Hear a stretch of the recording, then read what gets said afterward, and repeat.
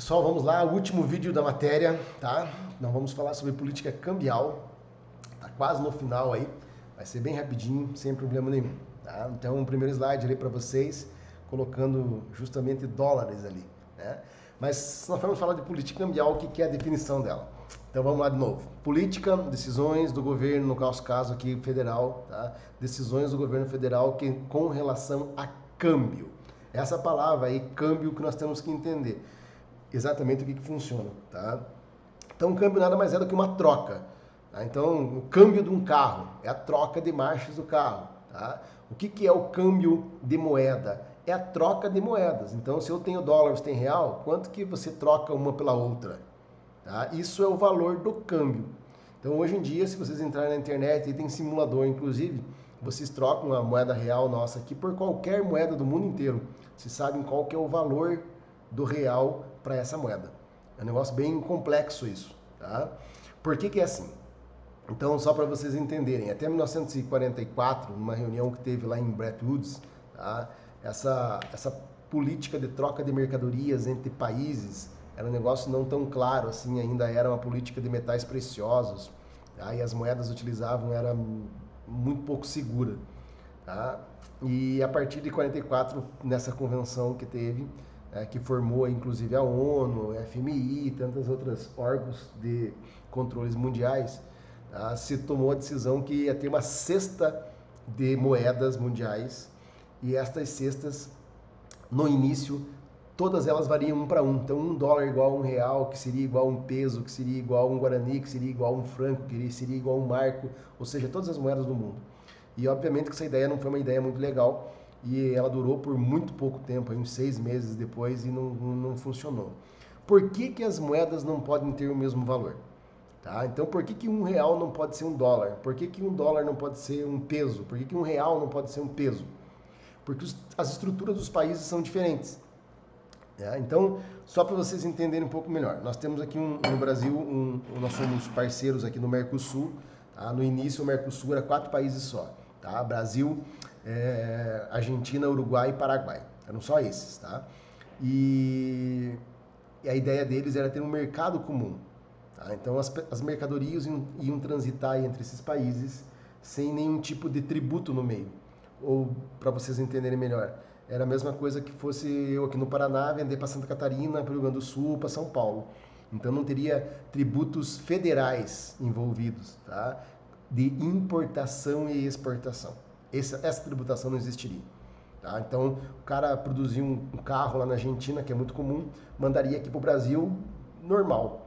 Tá? Não teria fronteira para fazer pagamento de tributo no meio do caminho. Era essa a ideia. Tá? Talvez se evoluísse isso, nós poderíamos ter até algo parecido que tem na moeda europeia, mas longe de nós estarmos assim. Tá? Onde mais coisas estaria de forma comum, como eles estão lá na Europa hoje em dia, porém não funciona muito. Tá? Evoluiu bastante por um período, e a tendência agora, inclusive, é até diminuir a moeda europeia do que aumentar. Né? A própria Inglaterra saiu fora, e a tendência é que outros países saiam. Por quê? Justamente por questões culturais. Tá? É muito complicado você unir países que têm histórias diferentes, tá? Tem conquistas diferentes ao longo da sua vida, e tentar deixar todos esses países iguais. Então, só para vocês entenderem. Imagine que eu fabrico esta xícara aqui que eu estou tomando lá na Argentina. Tá? E eu fabrico a mesma xícara igualzinha aqui no Brasil também. Imagine que eu sou dono das duas empresas. Tá? Eu tenho uma lá e tenho outra aqui. Igual. Fabrico a mesma coisa, uso a mesma matéria-prima, tudo idêntico. Tá? Essa xícara vai ter o mesmo preço no Brasil e na Argentina? Não. Por isso que não dá para ter o mesmo valor. E por que ela não vai ter o mesmo preço? Porque as legislações são diferentes, as culturas são diferentes, as histórias são diferentes. Então, quanto que é o salário mínimo da classe de trabalhador que faz essa xícara na Argentina? Tá? É um valor. Vamos imaginar aqui, que é acho que hoje em dia que estão quebrados lá, vai ser uns R$ 900 mais ou menos. Tá? O salário de um trabalhador que faz a xícara lá, tá? Que é o mínimo da classe deles, por exemplo. Quanto que é o mesmo trabalhador aqui no Brasil? O Brasil começou a ficar rico nos últimos anos, de fato, começou a ter ganhos, Tá? E hoje em dia um trabalhador desse aqui ele vai estar ganhando aí uns R$ 1.600. Fácil. Então ele vai ganhar quase o dobro do argentino. Então a minha mão de obra no Brasil é mais cara só pelo salário. Tá? Se nós entrarmos aí nos encargos sociais, os encargos sociais do Brasil é famoso por ser elevado. Dias de férias que nós temos é diferente do dia deles lá. Tá? Há 30 dias, por exemplo. Tá? Aviso prévio, fundo de garantia, INSS, multa de INSS mandar embora. Então as nossas legislações são diferentes de todos os países, assim como todos os países têm legislações próprias. Tá? Não é todo mundo igual. Então as estruturas não só do salário que o trabalhador vai ganhar, mas a própria tributo e as outras coisas que estão dentro dos custos da mão de obra são diferentes. Tá? Beleza. Vamos caminhar para outro setor. Vamos pegar a matéria-prima da xícara. Tá? Sei lá se isso aqui que usa para fazer. Tá? Se é porcelana, sei lá o que é, se é barro, o que é que vai usar. Mas vai ter uma mão de obra. Aqui, onde está a minha fábrica do Brasil, essa mão de obra é abundante? Lá na Argentina também vai ser? Tá? Quantos quilômetros de frete eu tenho que pagar para poder trazer a matéria-prima para a minha empresa aqui no Brasil? Quantos quilômetros é lá na Argentina? Lá na Argentina tem essa matéria-prima? Ou eu tenho que importar ela para chegar até a minha empresa? Aqui no Brasil tem? Ou eu tenho que trazer ela de outro país? Tá? Então, quando nós começamos a colocar todas essas questões no papel e apontando a estrutura de custo, tá? Os custos dos produtos e dos serviços de cada país são totalmente diferentes. Tá? Então, não tem cabimento, por exemplo, eu cobrar essa xícara aqui nos Estados Unidos $3 e aqui no Brasil eu cobrar R$3. R$3 aqui é muito barato comparado com os $3 lá, porque as estruturas são diferentes. Então, para dar mais ou menos certo, tem que ter uma taxa cambial no meio. Tá? Então, se eu cobro $3 lá nos Estados Unidos e o câmbio, a troca do país de lá para o país de cá é em torno aí tá quase 5, né? Vamos pensar que fosse 5 reais, essa xícara teria que custar aqui no Brasil 15. Daí eu consigo pagar os mesmos custos dela aqui com os custos que eles têm lá. Entendendo? Tá? Isso é a diferença cambial. Tá? Mas por que sobe, pula todo dia essa loucura? Daí já é outra história. Tá? Isso aqui acontece muito mais no Brasil e em países que estão em crise de dificuldade econômica. Tá? Então é isso que eu vou tentar explicar para vocês a partir de agora.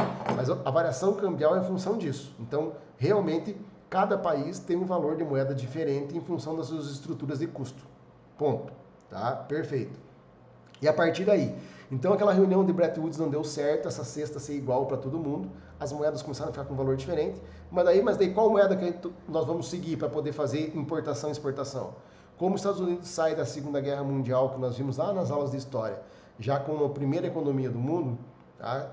Começaram, querendo ou não, ficar mais fácil, que era o país que mais fazia negócio com o mundo inteiro, tá? E veio tendo uma certa unanimidade de usar o dólar como moeda universal de pagamento.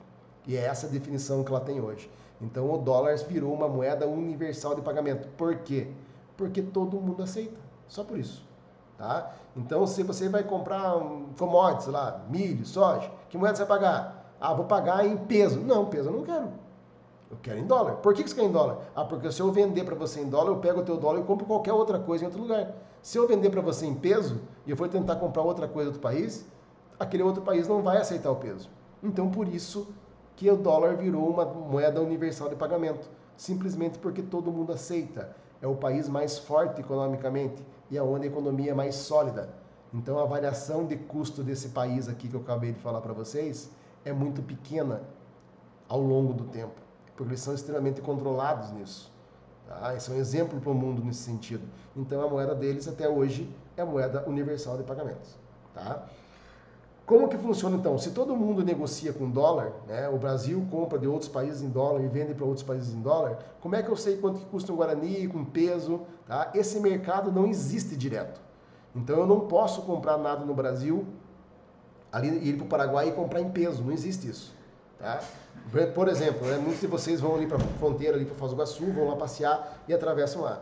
Se vocês não levarem dinheiro mesmo, em espécie, o meio circulante, nem o nosso, nem o americano, e nem o deles lá, o Guarani, se você levar o cartão de crédito de vocês lá, e vocês forem passar o cartão de crédito de vocês, vai vir na fatura de vocês lá, ó, tantos mil guaranis convertido em dólar, tantos dólares, convertido em reais no dia que fechar a tua fatura, tantos reais para você pagar. Tá? Então você paga em reais, o Banco Central brasileiro converte isso em dólar, manda para o Banco Central do Paraguai. O Banco Central do Paraguai pega os dólares para ele, converte em Guarani no câmbio do dia deles lá e entrega em Guarani na empresa que vendeu para vocês ali. Tá? É dessa maneira que funciona. Então toda moeda no mundo inteiro, ela sabe quanto que custa ela em relação ao dólar, porque é a moeda que ela usa todo dia para efetuar pagamentos internacionais. Tá? Então todo país do mundo tem a cotação diária da sua moeda com relação ao dólar. Não tem com relação às outras moedas, só com relação ao dólar. Tá? O euro em relação ao dólar, o real em relação ao dólar, o peso em relação ao dólar, todos em relação ao dólar. Tá? Então, como todo mundo sabe quanto que custa a sua moeda em relação ao dólar, eu faço uma regra de 3 e eu sei quanto que é um real em relação ao Guarani, um real em relação ao euro e assim por diante. Tá? Nessa relação de troca. Obviamente, se fosse tudo estável, se nós não tivéssemos nada de problema, era dessa maneira que os câmbios seriam formados. E eles ficariam assim, sólidos, só mudariam lá de vez em quando o valor quando as estruturas de custos mudassem. Mas, obviamente, que nem tudo assim é uma alegria dessa maneira. Tá? Tem muitas outras coisas que afetam. E essas outras coisas que nós vamos estar vendo agora. Tá? Então, o dólar, como é a moeda internacional de pagamentos, tá? Eu uso ele para mim poder comprar qualquer coisa lá fora. Tá?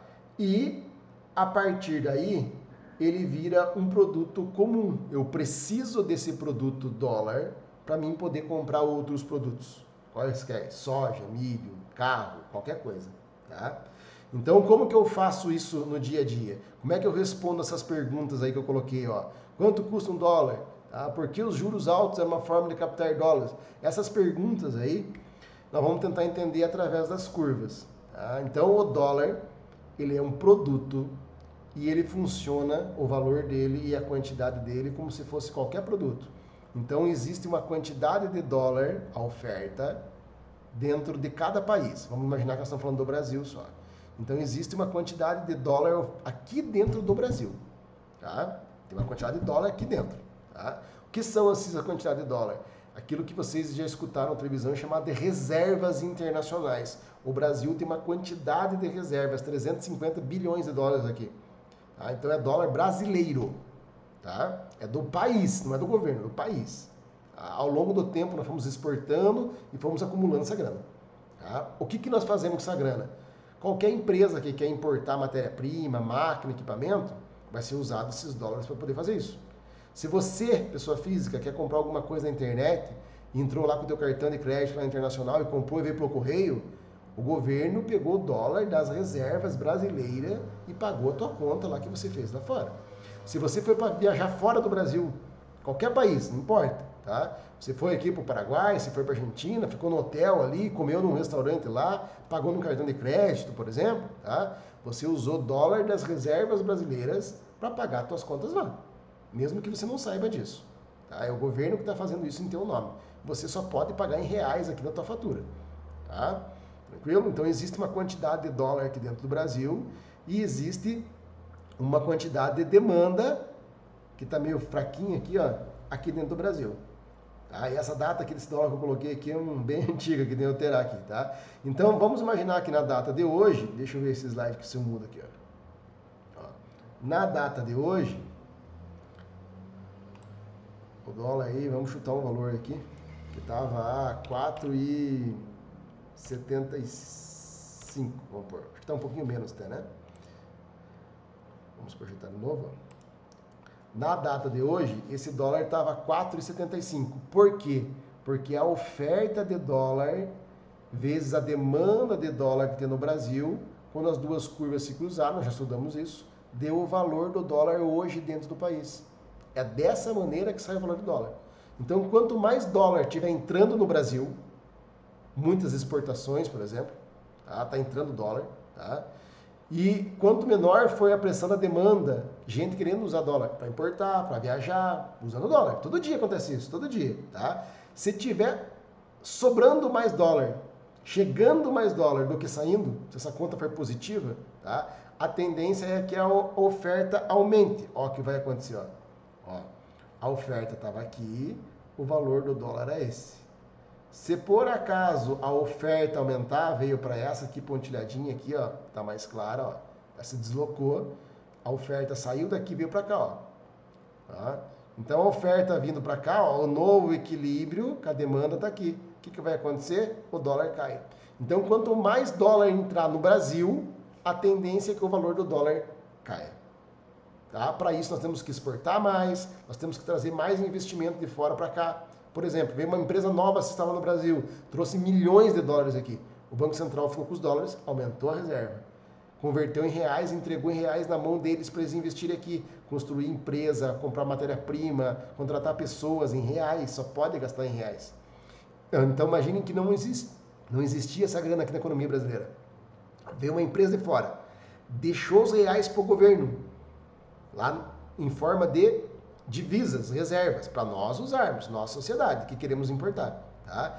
E daí ele converteu no câmbio do dia esse dólar que a empresa teve e entregou para ela no mercado interno, aqui uma conta corrente. Ela abriu um CNPJ aqui no Brasil, montou uma empresa do Brasil. Né? Volkswagen do Brasil, tá? Ford do Brasil, a Volvo do Brasil. São empresas brasileiras que trouxeram capital de lá, aumentaram as reservas brasileiras e esse valor ainda das reservas brasileiras foi convertido em reais e foi jogado esses reais na economia. Então é ótimo que venha dinheiro de fora, porque é um dinheiro que não existia aqui, que foi injetado na economia pelo fato de eles trazerem dólar para cá. É ótimo que venham empresas de fora. É muito bom. E muitas vezes eu escuto na televisão dizendo que a empresa de fora veio aqui porque ela é imperialista, veio roubar nossas riquezas. Bobagem total. Tá? Vamos imaginar que vem uma empresa para cá para produzir soja, tá? Que é uma riqueza nossa. Madeira, que é uma riqueza nossa. Qualquer riqueza que vocês queiram imaginar do Brasil. Ouro, que é uma riqueza nossa. Tá? Produziu aqui, gerou emprego aqui, gerou tributo aqui. Tá? Esse dinheiro da riqueza fica aqui. Os funcionários estão morando aqui, pagam, compram casa aqui, consomem, comem aqui.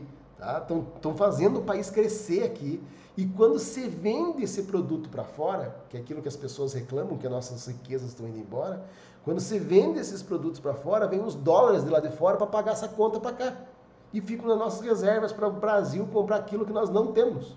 Então é ótimo por todos os lados que vocês possam imaginar.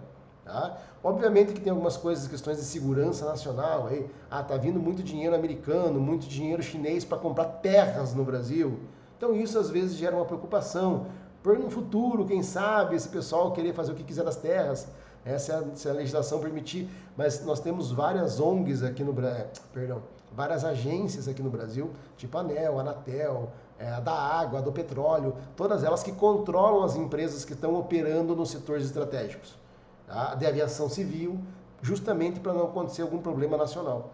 Então é ótima a vida das empresas. Tá? Se vir empresa aérea para o Brasil, é ótimo que vem para o Brasil. Traz dinheiro para cá e aumenta o país como um todo, querendo ou não, nós somos, de uma forma direta ou indiretamente, somos beneficiados também. Tá? E a tendência é que o dólar vai caindo. Então por que agora o dólar está subindo no Brasil nesse momento? Tá? Tirando a crise do lado.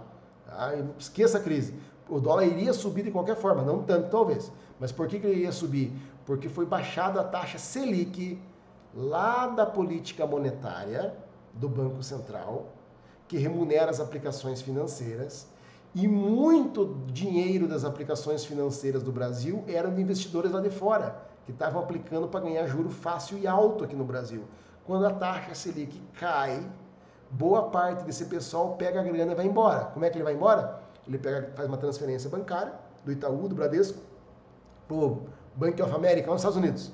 Foi embora. Tá? Na prática, o que acontece? Sai o dinheiro em reais da conta, o Banco Central pega esse dinheiro em reais, converte em dólar no câmbio do dia e deposita para ele na conta que ele transferiu lá de fora e o dólar vai embora. Diminui o valor das reservas. Então, nós estávamos com 380 bilhões de dólares de reservas no Brasil aí em 2017. Tá? E hoje nós estamos com 357 bilhões. Nós diminuímos a quantidade de reserva. E isso, diminuindo a quantidade de produto, o valor do produto subiu no mercado. Tá? Foi isso que aconteceu. Imaginando que não tenha crise, não tenha as outras coisas que afetem. tá? Então, só para vocês entenderem essa dinâmica, como que entra dólar no Brasil? Imagine que o Brasil vendeu um carro lá para a China, um Meriva, nem existe mais Meriva, né? Vendeu um Meriva lá para a China. Como é que a China paga? Paga em dólar, moeda internacional de pagamento. A moeda da chinês é Yuan, eles vão pagar em dólar. Tá? Então, quem comprou o carro lá na China, ele não tem dólar, ele pagou em Yuan. O Banco Central chinês pegou Yuan, converteu em dólar no câmbio do dias lá da China, quanto que vale um Yuan para dólar lá na China, e mandou esse dólar para o Banco Central brasileiro. O Banco Central brasileiro pegou esse dólar para ele, aumentou as reservas do Brasil, tá? E entregou em reais na mão da GM do Brasil, que vendeu o carro para lá. É dessa maneira que funciona. Então chegou o dólar lá de fora, tá? Fica no Banco Central, o Banco Central converte em reais no câmbio do dia e entregou na mão da pessoa que fez a venda lá para fora. Tá? Se você está fazendo exportação por correio, vai acontecer isso com vocês. Tá? Exatamente dessa forma. Você vai receber em reais. Você dá o preço em dólar, você vende em dólar. Mas na hora que você vai receber, tá? No Brasil é proibido transitar dólar no sistema financeiro. Então só vai receber em reais, que é a moeda legal. Tá? Se for ao contrário, se em vez de você estar vendendo um produto lá fora, você está comprando um produto lá fora. Tá? Então eu comprei qualquer coisa de fora, fiz uma importação. Pode ser bem simples. Eu, enquanto pessoa física, entro nesse site chinês e compro um monte de bugiganga para mim. Mesma coisa que uma empresa estivesse importando. Tá? O trâmite do dinheiro é igual. Tá? Eu pago em reais no câmbio do dia, o Banco Central pega esses reais para ele, converte em dólar e manda lá para o país de origem que vendeu o produto para você. O Banco Central daquele país converte na moeda local e entrega na empresa que vendeu. Desta maneira. Entenderam? Sempre assim. Beleza? Tá. Vamos lá. Como é que controla essa entrada e saída de dólar do país? Existe um documento, tá? Um documento contábil, ele é padrão internacional, todo país tem, tá? E esse... antes de eu falar sobre esse balanço de pagamentos, é bom explicar aqui, ó.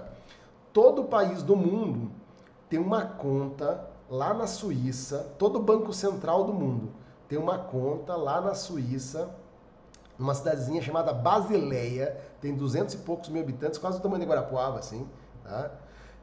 E lá na Basileia teve um encontro da ONU e foi fundado um banco internacional de pagamentos. Tem um prédio lá, enorme, tá? Funciona um banco físico. Todo país do mundo, o seu banco central tem uma conta lá dentro. Então não vai um dólar daqui fisicamente para outro país, para poder fazer o pagamento e o recebimento das importações. Basicamente é uma transferência diária que existe de dólar na conta corrente do mesmo banco entre os países. É dessa maneira que é feito, tá?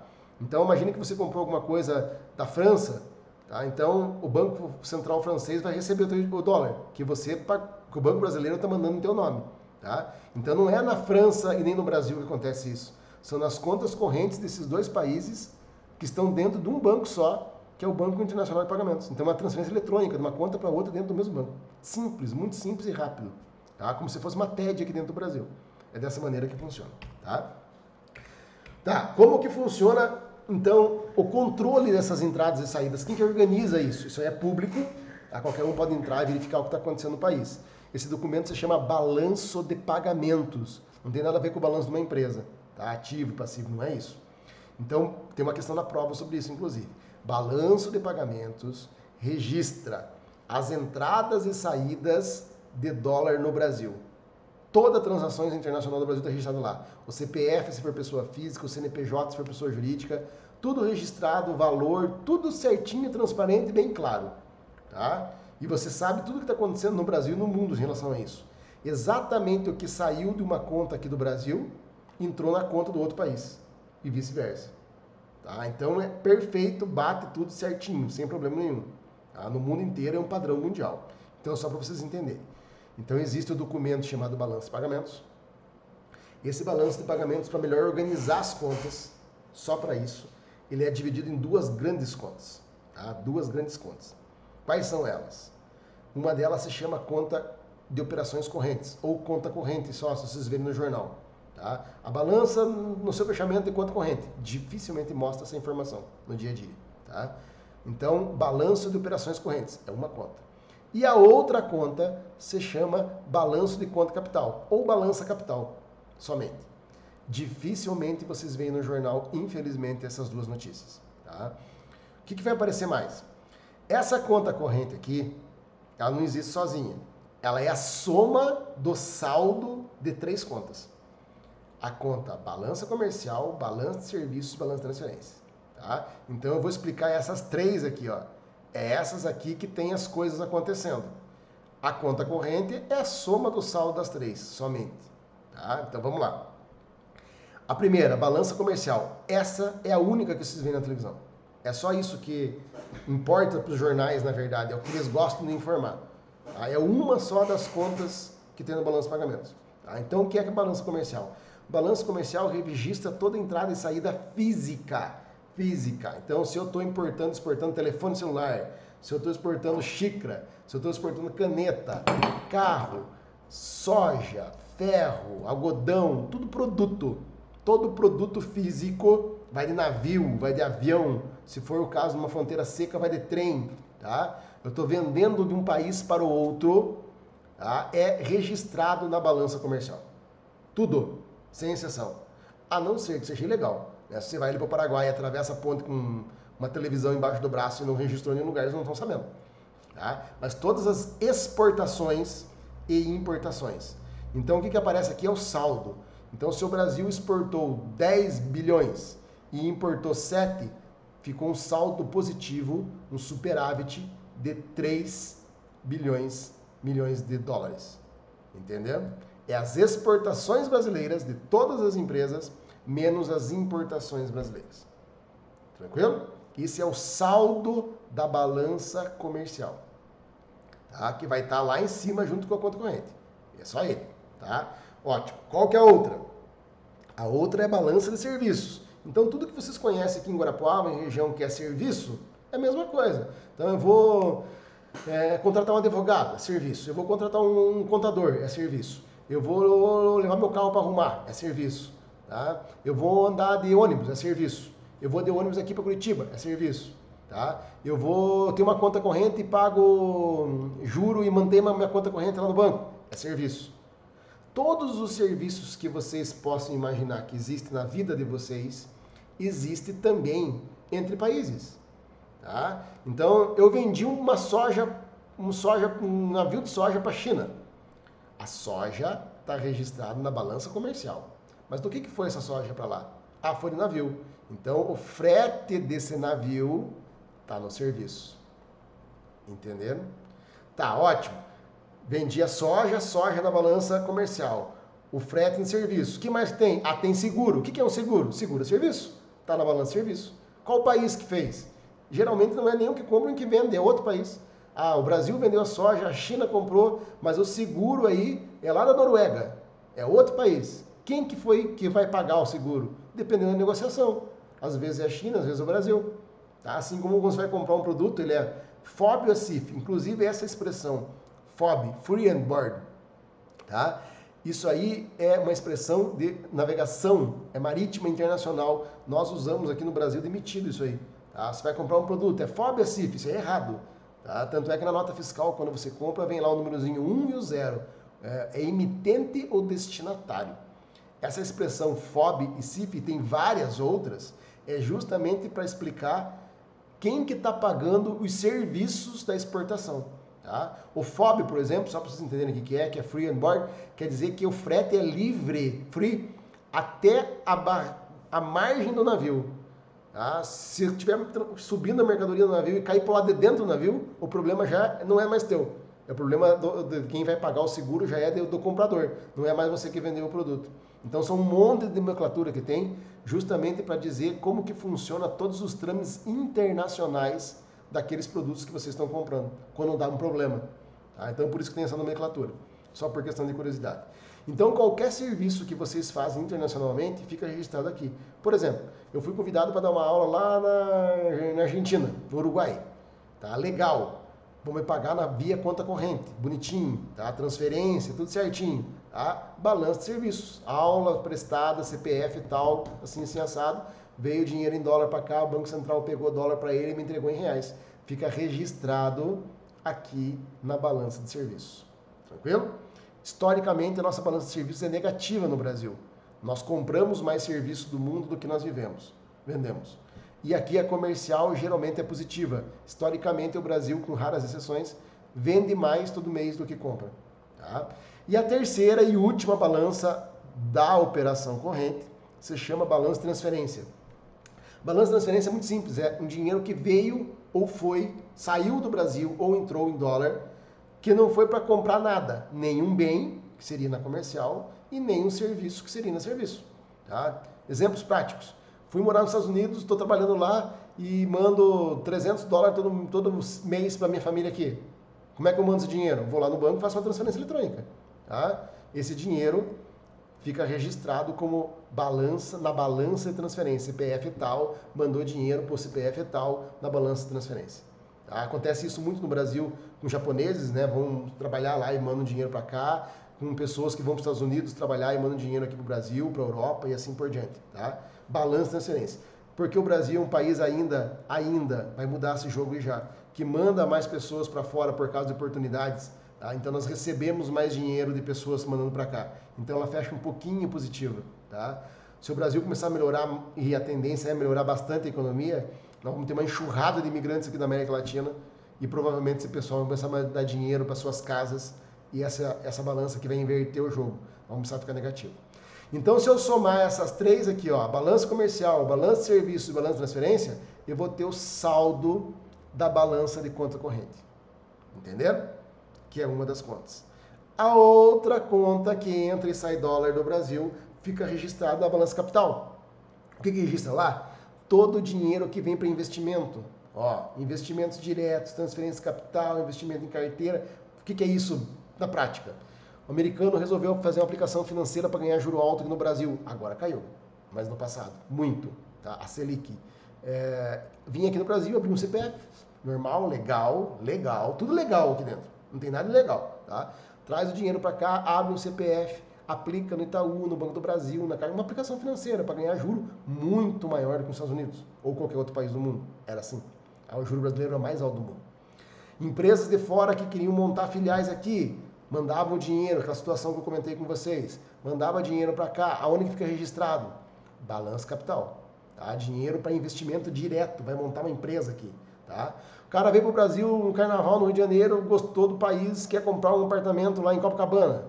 Vem o dólar dele para cá, converte em reais, entrega na mão dele, ele vai lá, abre um CPF no Brasil e faz uma declaração de imposto de renda dentro do Brasil também e registra o apartamento dele lá que ele comprou. Onde é que fica o dólar dele registrado? Balança capital. Tá?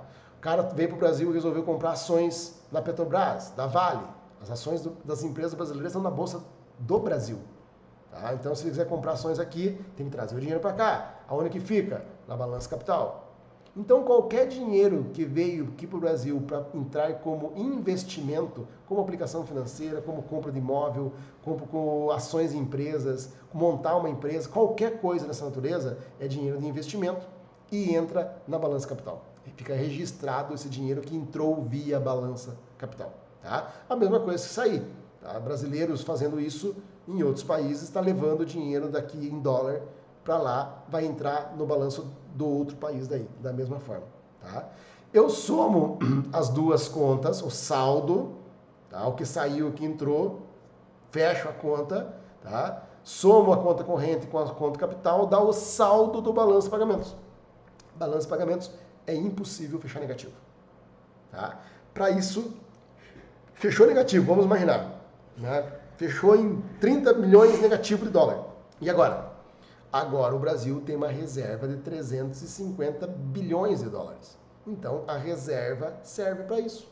Nós podemos fazer importações, nós podemos comprar serviços, nós podemos levar dinheiro para outro lugar. Por quê? Porque o Brasil tem reserva.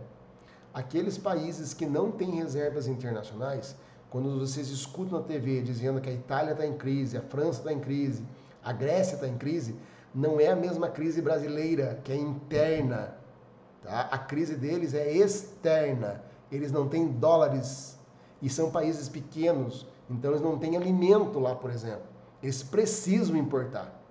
Tá? E eles precisam de dólar, então eles têm que vender coisas para outros países para poder juntar dólar, para poder comer, basicamente. Vamos pensar assim, a grosso modo. tá? Que seja só comida, tem muito outros produtos, mas vamos imaginar que seja só comida, tá? Então ele precisa de dólar para fazer isso. Então por isso que é importante o país ter algo para vender para outros, senão ele fica pobre, ele tem que viver só com aquilo que tem dentro deles, como era no passado quase todas as economias.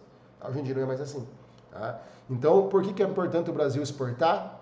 Porque nós juntamos dólar para comprar aqui, sobra dólar aqui no balanço de pagamentos, aumenta as nossas divisas, as nossas reservas, e nós podemos comprar aquilo que nós não temos aqui. Tecnologia, aí vai. Tá? Por exemplo, eu trabalho aqui no dia a dia trigo, o Brasil não é autossuficiente em trigo. Se nós não tivéssemos dólar, não tinha dinheiro para comprar trigo aqui da Argentina para fazer pãozinho francês aqui no Brasil. Tá? Então é importantíssimo isso. Então toda entrada e saída de dinheiro no Brasil fica registrada na balança chamada balanço de pagamentos. Tem uma questão de prova, tá? Só para quem está assistindo a aula vai saber disso, tá? Que vai estar falando da balança comercial e da balança de serviço. Então, balança de serviço é serviço, balança comercial são produtos. Tá claro? Vai estar comentando sobre isso lá no dia da prova, já semana que vem, a partir de amanhã, inclusive. Tranquilo? Tá, então aqui só estou resumindo, ó. Era a conta corrente aqui, ó. Então, o balanço de pagamento tem a conta corrente, que tem a balança comercial dentro dela, ó, a conta corrente, tem a balança comercial, que é o resultado das exportações e importações. Coloquei um gráficozinho aqui só para vocês verem que ao longo dos anos, aí, vai até 2010 só esse gráfico aqui, o Brasil juntou o dinheiro exportando mais do que importando. Aqui estão as exportações e aqui estão as importações. Tá? A balança de serviços dentro da conta corrente, ó, resultado aí, ó, de juros, turismo, rendas, o que está lá dentro registrado. E historicamente, ó, o zero está lá em cima. Historicamente, nosso é negativo. Tá? Balanço de transferência, ó, transferências realizadas por estrangeiros, aquilo que eu comentei com vocês. Então, são as três contas, as três continhas do balanço de operações correntes. Tá? E, historicamente, aí, o conta corrente é um pouquinho, ó, sempre positivo o saldo, ó, mas pouquinha coisa em dinheiro. Ó, o zero está ali, ó, pouquinha coisa, mas sempre positivo. Sempre recebemos mais dinheiro do que mandamos. Tá? E o que é balanço de capitais? Investimento direto, compra de terreno, ações, aquilo que eu comentei com vocês, que está na conta do capital. Tá? Historicamente, essa conta de capital nossa é positiva, com alguns declínios.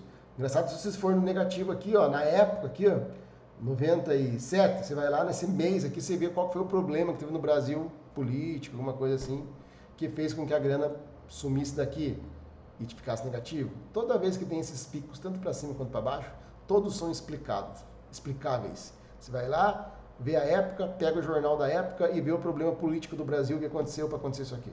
Tá? Por isso que aqui no Brasil essa questão política afeta demais a questão cambial. Porque sai dinheiro dentro de dinheiro com muita velocidade, conforme os nossos políticos ficam fazendo bobagem, falando coisa na televisão e assim por diante. Tá? Aqui é o saldo, ó, do balanço de pagamentos mesmo, ó, o final dele, ó, tá? O amarelinho é a conta corrente, uma das contas, e o azulzinho é a conta capital. Ó, a partir aqui, ó, de 2002, o Brasil começou a fechar positivo a conta corrente, ó. Tá? Praticamente o governo Lula inteiro ele fechou, levou muita sorte em questões mundiais e tudo mais, e fechou positivo vários e vários anos seguidos, tá? Que fez com que o Brasil pagasse a dívida externa, juntando dólar, tá? As empresas vendendo, juntando dólar. Né? Não é o governo que faz isso, tá? É o país. Tá? E a partir até hoje nós somos credores em dólar. Nós temos mais dólares sobrando no Brasil do que nós devemos. Tá? No passado era o contrário. Para isso que serve o FMI, Fundo Monetário Internacional. Os países que não têm dinheiro para pagar as contas internacionais, vem o FMI e empresta. Hoje em dia o Brasil é credor, temos 14 bilhões de dólares lá para emprestar para países que não têm dólar. Tá? Aqui é um gráficozinho das reservas internacionais nossas aí, ó, devido agora à pandemia e essa baixa do juro que eu comentei com vocês, afetou muito isso. Tá? Saiu muito dólar do Brasil devido à baixa do juro, mas foi ótimo, né? Pagamos menos dinheiro de dívida, as empresas ficaram mais viáveis, tá? Mas aquele dinheiro que estava no Brasil especulando, literalmente ganhando juro, foi embora daqui. Tá? E hoje em dia, ó, coloquei aqui alguma data de hoje, aí, ó, dia 29/5, 341 bilhões de dólares o Brasil tem em reservas internacionais. Tá? E aqui, por fim, por último, um histórico aí dos PIBs e uma perspectiva futura dos países mais fortes economicamente do mundo. Ó, Estados Unidos, veja que interessante isso aqui. Ó. Estados Unidos, 22 trilhões de PIB, 22 trilhões de PIB esse ano, 2020. Talvez não se concretize isso, porque isso aqui foi feito antes da pandemia, era uma perspectiva. Tá? E a China com 15,5. Tá? Estava 7 trilhões atrás. Só para vocês terem uma ideia, a China, há 15 anos atrás, era atrás do Brasil. Tá? Nem existia a China nesse ranking aqui, ó. Era fechado. Tá? Então, eles estão a 7 trilhões de dólares só dos Estados Unidos. Olha lá em 24, eles vão estar a 3 trilhões atrás. Então, até 2030, a China passou os Estados Unidos de economia e foi embora. Tá? Não quer dizer que eles vão ser países melhores que os Estados Unidos ainda. Então, toda essa discussão que tem sobre a China, mesmo aí na época de pandemia que nós estamos tendo, ela é extremamente válida. Tá? O Trump falando todo dia na televisão sobre isso e tal. A China tem interesses econômicos em tudo que vocês possam imaginar. E outro gigante, até pelo tamanho da população, que vai passar a China, é a Índia. Ó, a Índia também estava longe aqui, a economia nem se via falar. Tá? Com países com vários problemas. Ó. Estão na atualidade com 3,2 trilhões de dólares em economia. Eles passaram o Brasil já. Ó. E ó, a perspectiva deles lá, 4,7.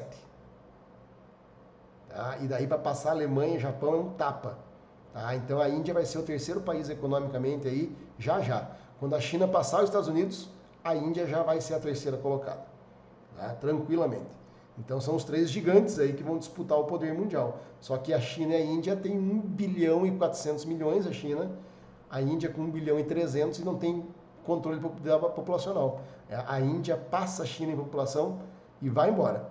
Tá? Talvez seja o gigante a ser temido economicamente por todos aí, num futuro mais distante um pouco. Tá? A China já é a realidade em questões de economia. Tá? E o Brasil, ó. O Brasil aqui nós estamos em oitava economia, já chegamos a sexto, tá? Caímos. Tá? E aqui lá em 24, ó, nós estamos com 2,4, vamos estar atrás da França, segundo a projeção, atrás da Inglaterra, continuamos na mesma posição que estávamos. Tá? Mesma posição que estávamos. O Canadá que vai encostar um pouco de nós, ó, segundo essa projeção aí da ONU. Tá? Tranquilo, pessoal? Aqui é só um mapinha aí que é importante vocês saberem. Os investidores mundiais abrem o mapa mundi. Hoje em dia o mundo é muito pequeno. E para onde que vão os investimentos? Quais são os países capazes de crescer no mundo? Ter demanda, ter população para consumir, né? Ter economia capaz de suportar. E as bolonas grandes aí, ó, é para onde o dinheiro vai no mundo, no futuro aí. No presente e no futuro bem próximo nosso. Tá? Então os Estados Unidos ainda é a primeira economia. Ó. A China, Japão está estagnado, é grande assim, mas vai ficar assim. Tá? Dificilmente vai crescer. Tá? A Rússia vai crescer também, talvez menos que nós aqui, tem um pouquinho mais da metade da população nossa, mas tem recursos naturais, tem riquezas assim como nós. Tá? Daí a França, a Inglaterra, lá, ó, e não tem mais ninguém. Ó, os grandes que vão estar aqui, China e Índia. Tá? Daí é os Estados Unidos, que já é grande, o Japão, os três europeus ali, né? Inglaterra, Alemanha e a França. Tá? E daí é Brasil, não tem outro país do mundo capaz de fazer alguma outra coisa. Tá? São esses aí, os países que têm recursos naturais, que têm população capaz de consumir. Tranquilo, pessoal? Acabamos a nossa matéria aqui. Todos os slides estão aí para vocês. Tá? Eu vou estar fazendo algum comentário ou outro lá, mas lá no WhatsApp para vocês direto. Qualquer dúvida que vocês tenham, perguntem aí, sem problema nenhum. Boa prova, tudo de bom e bom final de semestre para vocês. Tranquilo? Abraço. Agora sim, parando.